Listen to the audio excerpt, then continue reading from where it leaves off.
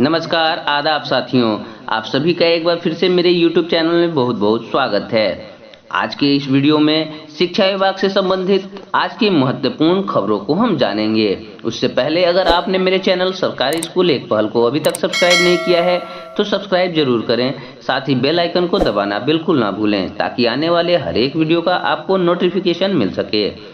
Facebook और Instagram के page को लाइक करें, ट्विटर पर हमें फॉलो करें। तो चलिए आज के दिन भर के शिक्षा विभाग के मुख्य समाचार को हम जानते हैं।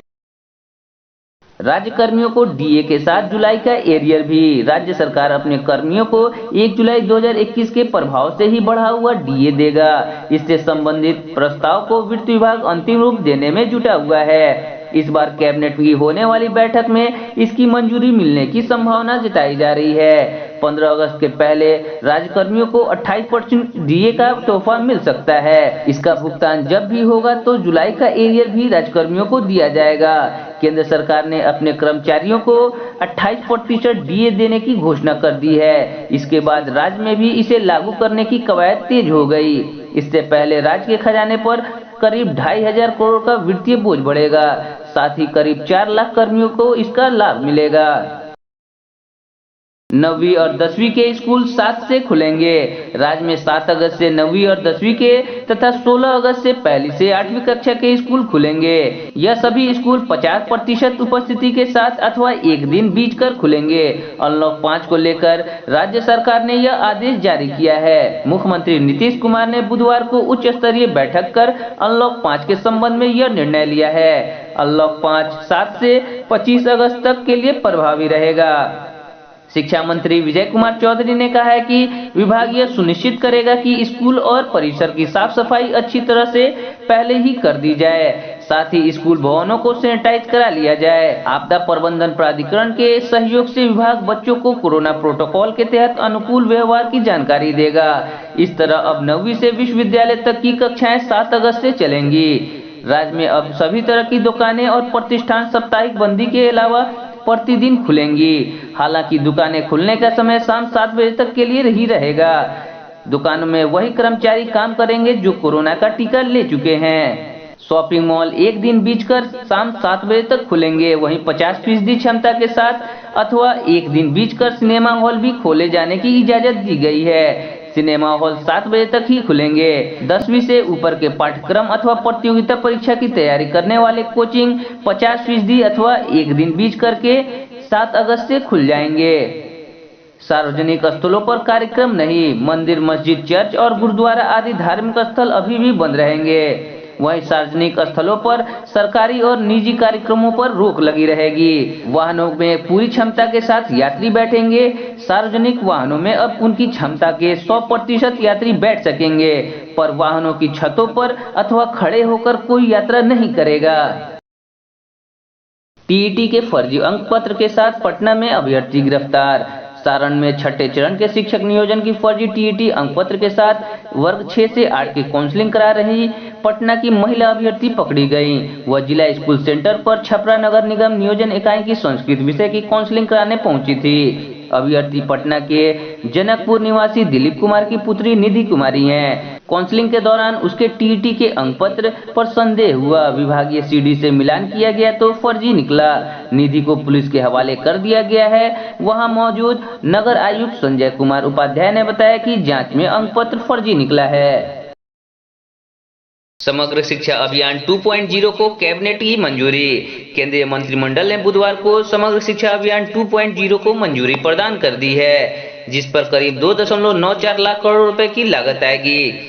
सूचना प्रसारण मंत्री अनुराग ठाकुर और केंद्रीय शिक्षा मंत्री धर्मेंद्र प्रधान ने मंत्रिमंडल की बैठक के बाद यह जानकारी दी। उन्होंने बताया कि प्रधानमंत्री नरेंद्र मोदी की अध्यक्षता में हुई बैठक में समग्र शिक्षा अभियान को 1 अप्रैल 2021 से 31 मार्च 2026 तक बढ़ाने की मंजूरी दी है।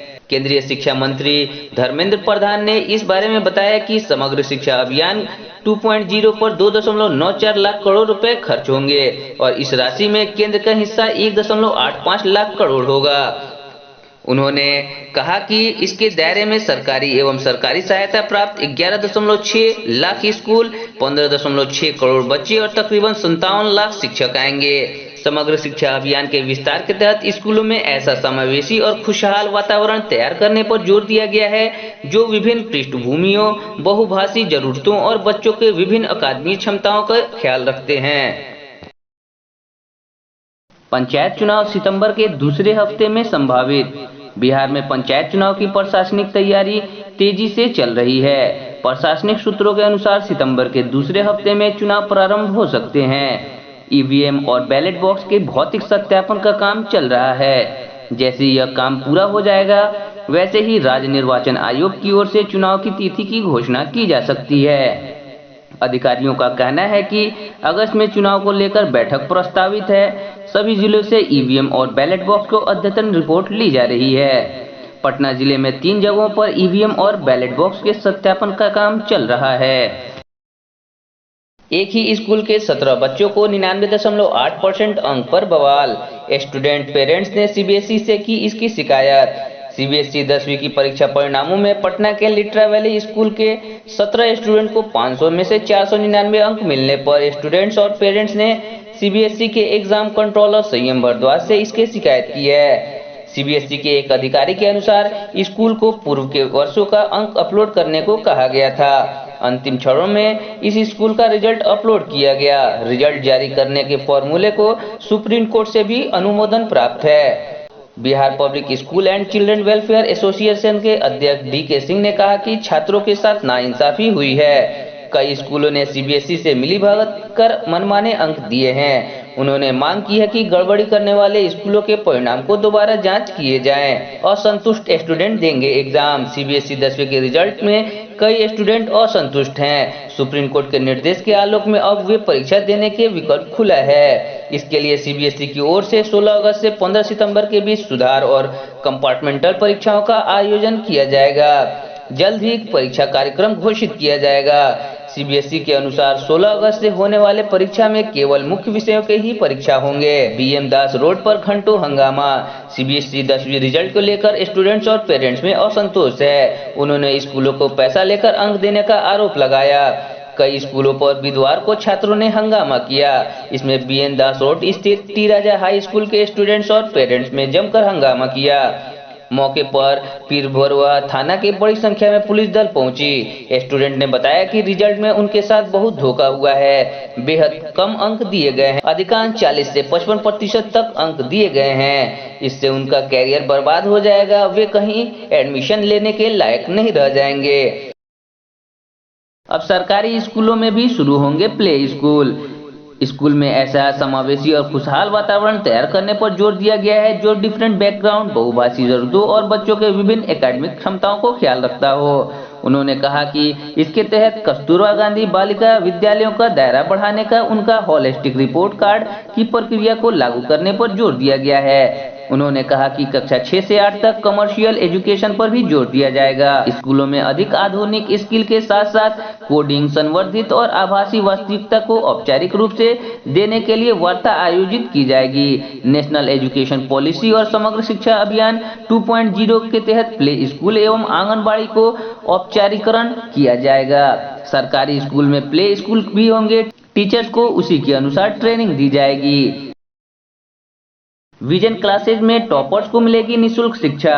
विजन क्लासेज के निदेशक डॉक्टर के सिंह ने 10वीं में सफलता हासिल करने वाले विद्यार्थियों को बधाई दी है। उन्होंने घोषणा किया है कि राज्य में 10th टॉपर्स या फिर जिला टॉपर को संस्थान निःशुल्क में इंजीनियरिंग और मेडिकल की तैयारी कराएगा। अभी इनको ऑनलाइन क्लास कराया जाएगा। साथ ही अन्य विद्यार्थियों को भी 10वीं के अंक के आधार पर छात्रवृत्ति दी जाएगी। निदेशक ने बताया कि नामांकन की प्रक्रिया जारी है। नामांकन के लिए विद्यार्थी विजन क्लासेज की वेबसाइट और सेंटर पर संपर्क कर सकते हैं। किसी भी तरह की असुविधा होने पर सेंटर से संपर्क किया जा सकता है। कोरोना संक्रमण के थमने के बाद विद्यार्थियों को विजन क्लासेज के सीएच कैंपस में मुफ्त शिक्षा प्रदान की जाएगी। बैंक खाते बंद करने के लिए 4 साल में छठा आदेश। सरकार ने सभी विभागाध्यक्षों को सख्त लहजे में कहा है कि गैर जरूरी बैंक खाते तुरंत बंद कर दिए जाएं।